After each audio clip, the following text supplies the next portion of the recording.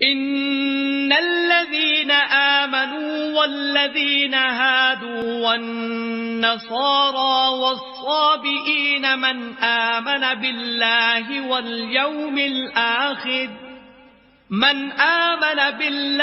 واليوم الآخر وعمل صالحا فلهم أجرهم عند ربهم